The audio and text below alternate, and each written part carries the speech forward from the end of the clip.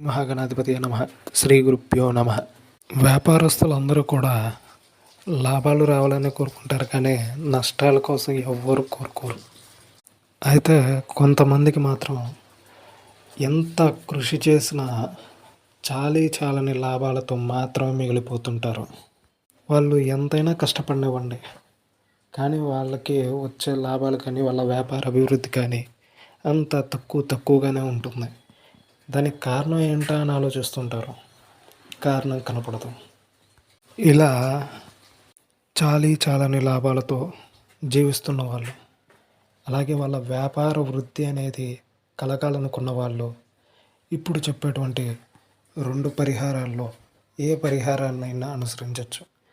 అయినా ఇంకా ఒక రకంగా మాట్లాడుకుంటే, వ్యాపారంలో నష్టాలు చూసేవారికంటే వీరు చాలా మెరుగు. అయితే ఈ వీడియో వ్యాపారంలో నష్టాలు చూసేవారి కోసం అయితే కాదండి. వారి కోసం నెక్స్ట్ ఇంకొక వీడియో చేస్తున్నాను. అందులో వారు ఏం చేయాలనేది తెలియజేస్తాను. చాలా లాభాలతో అలాగే వ్యాపార అభివృద్ధి కోరుకునే వారి కోసం మాత్రమే ఈ వీడియో. ఇప్పుడు చెప్పే పరిహారానికి మహా అయితే మీకు అయ్యే ఖర్చు ఒక 20 రూపాయలు. ఆ 20 రూపాయలని మీరు ఖర్చు చేయగలరు ఈ పరిహారం కోసం అని అనుకునే పని అయితే ఈ వీడియో మొత్తం వినండి, లేదా ఇంతటితో వదిలేసేయండి. అందులో మొదటి పరిహారం, ఇప్పుడు చెప్పే ఈ పరిహారం శుక్రవారాలు కానీ మంగళవారాలు కానీ చేయాలి. దీనికి మీరు సమకూర్చుకోవాల్సిన వస్తువులు కేవలం 2. 1 కొద్దిగా బెల్లం, 2 కొన్ని ఉప్పు శనగలు. బెల్లం, ఉప్పు శనగలు ఈ రెండిటిని మీరు సేకరించి చక్కగా నిత్యం మీరు మీ వ్యాపార స్థలాల్లో ఎక్కడైతే పూజ చేస్తుంటారో మీ ఇష్టదేవత ముందు అక్కడ పూజ చేసి స్వామివారికి ఆ బెల్లం అలానే ఆ ఉప్పు శనగలు సమర్పించి, అంటే నైవేద్యంగా పెట్టి, ఆ తరువాత ఇంటి దగ్గర ఉండేటువంటి చిన్నపిల్లలకు ఆ బెల్లం అలాగే ఉప్పు శనగల్ని పంచండి. ఇలా మీరు ప్రతి మంగళవారం ప్రతి శుక్రవారం చేస్తూ ఉండండి. దానివల్ల క్రమంగా మీ వ్యాపారం అనేది చిన్నపాటి లాభాల నుండి కొంచెం అధికమైన లాభాలు పొందటానికి ఆస్కారం ఎక్కువ ఉంటుంది. అలానే వ్యాపార అభివృద్ధి అనేది తప్పకుండా జరిగి తీరుతుంది. ఇంకొక విషయం ఏంటంటే, ఈ పరిహారాన్ని మీరు 20 రూపాయలు ఖర్చు చేయడం అనేది బరువు కాదు అనుకున్నంత మటుకు చేయొచ్చు. ఎందుకంటే దీనికి ఎటువంటి రెస్ట్రిక్షన్స్ లేవు, రూల్స్ లేవు. కేవలం మీరు రోజు చేసుకునే విధంగా పూజ చేస్తూ ఉప్పు శనగలు అలానే కొంచెం బెల్లం స్వామివారికి నైవేద్యం పెట్టి మీ ఇంటి దగ్గర ఉండేటువంటి మీ షాప్ దగ్గర ఉండేటువంటి పిల్లలకు వాటిని పంచిపెట్టడం. అలాగే 2వ పరిహారం, చక్కగా ఏదైనా ఒక గురువారం రోజున మీ ఇంటిలోని వారు ఎవరైనా ఒకరు బజార్కి వెళ్ళి 7 లడ్డూలు, ఆ లడ్డూలు ఏవైనా కావచ్చు, ఒక 7 లడ్డూలు తెచ్చి వాటిని ఆ రోజున ఆ వ్యాపార యజమాని ఎవరైతే ఉన్నారో వారి చుట్టూ ఆ లడ్డూలని 7 సార్లు తిప్పాలి. అలానే వారి తల మీద కూడా వాటిని 7 సార్లు తిప్పాలి.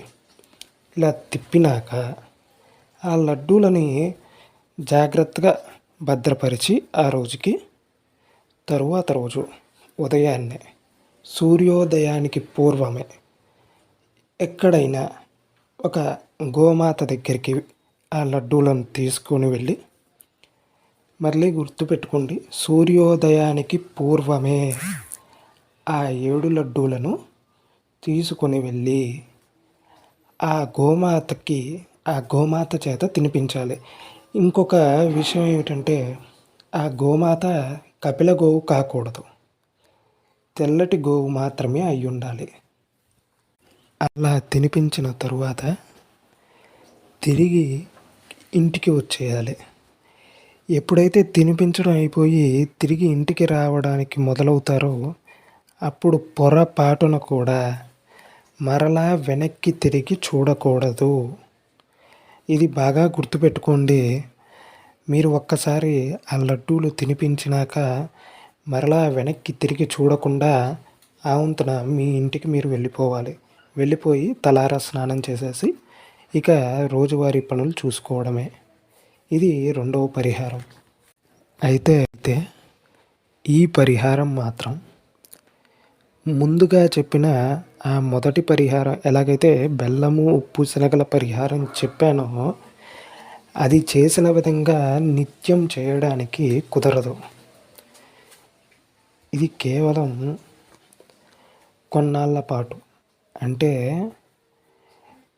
చాలని లాభాలనేవి తొలగిపోయి చక్కటి లాభాలు చేకూరుతున్నాక అలాగే వ్యాపార అభివృద్ధి అనేది జరుగుతుంది అని అనిపిస్తున్నప్పుడు ఇక ఈ పరిహారం అనేది ఆపేయాలి. అంతేకాని నిత్యం చేయదగిన పరిహారం అయితే కాదు.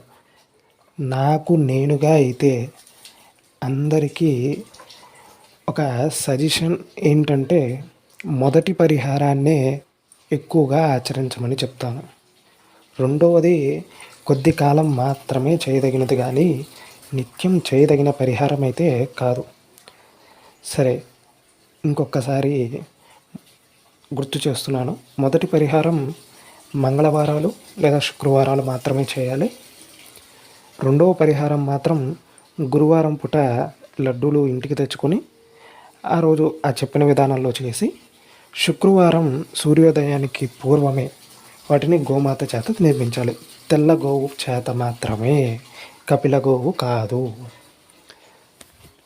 ఇలా ఈ రెండిటిలో ఏదైనా ఒక పరిహారాన్ని పాటించడం ద్వారా తప్పకుండా వ్యాపార అభివృద్ధి అనేది, వ్యాపారంలో లాభం అనేది బాగా చూస్తారు.